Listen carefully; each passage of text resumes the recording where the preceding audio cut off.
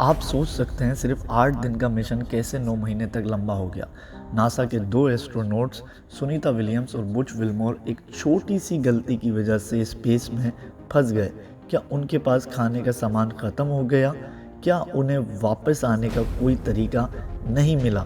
आज हम इस इनक्रेडिबल कहानी की पूरी सच्चाई जानेंगे।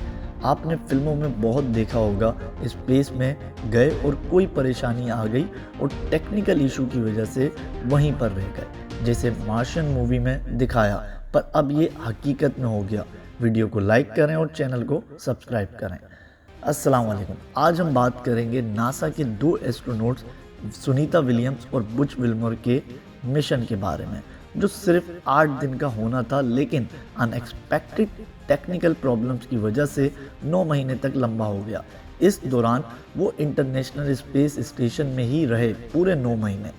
5 जून 2024 को सुनीता विलियम्स और बुच विल्मोर ने बोइंग के नए स्टार लाइनर कैप्सूल के पहले क्रू टेस्ट फ्लाइट के लिए ISS की तरफ रुख किया। ये मिशन सिर्फ 8 दिन का था, लेकिन स्टार लाइनर कैप्सूल में प्रोपल्जन प्रॉब्लम्स पाई गई, जिसकी वजह से नासा ने इस स्पेसक्राफ्ट को बिना क्रू के वापस बुला लिया। इस वजह से विलियम्स और विल्मोर को ISS पर रुकना पड़ा, जो 9 महीने तक लंबा हो गया, और वो दोनों ISS पर ही रहे। आप सोच रहे होंगे कि जब मिशन सिर्फ 8 दिन का था तो खाने पीना किस तरह से मैनेज हुआ और बाकी मामला। दरअसल ISS पर हमेशा से ही एक्सटेंडेड मिशंस के लिए ज़्यादा फूड रखी जाती हैं। नासा इंश्योर करता है कि एस्ट्रोनॉट्स के लिए प्री पैकेज और फ्रीज ड्राइड मील्स अवेलेबल हों, जो उनकी न्यूट्रिशनल नीड्स को पूरा करते रहें। फ्रेश फूड्स जैसे फ्रूट्स और वेजिटेबल्स सिर्फ रीसप्लाई मिशंस के बाद कुछ हफ्तों तक अवेलेबल होती हैं। उसके बाद एस्ट्रोनॉट्स को पैकेज फूड पर ही रिलाई करना पड़ता है। ISS पर रेगुलर इंटरवल्स पर रीसप्लाई मिशंस भेजे जाते हैं, जो फूड, वाटर, ऑक्सीजन और दूसरी ज़रूरी सामान लेकर आते हैं। इन मिशंस की वजह से एस्ट्रोनॉट्स को कभी भी फूड शॉर्टेज का सामना नहीं करना पड़ता। नासा ने कंफर्म किया था कि विलियम्स और विल्मोर के एक्सटेंडेड स्टे के दौरान भी फूड और ऑक्सीजन सप्लाई सेफ लिमिट्स में थी।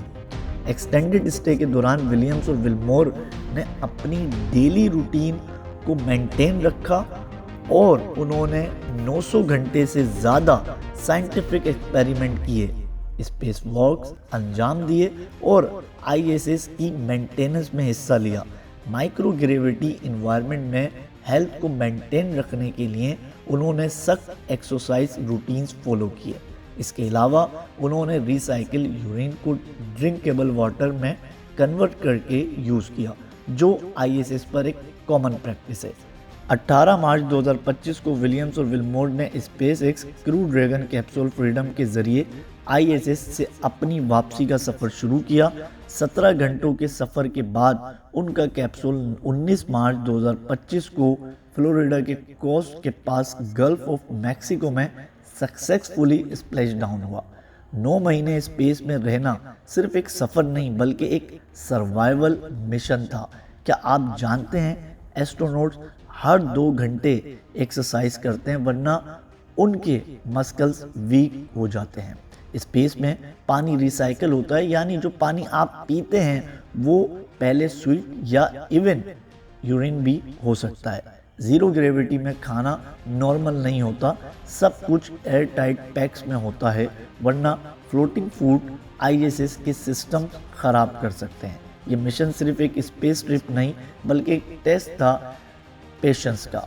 अगर आपको मौका मिले ISS पर जाने का, तो क्या आप 9 महीने तक वहाँ रह सकते हैं?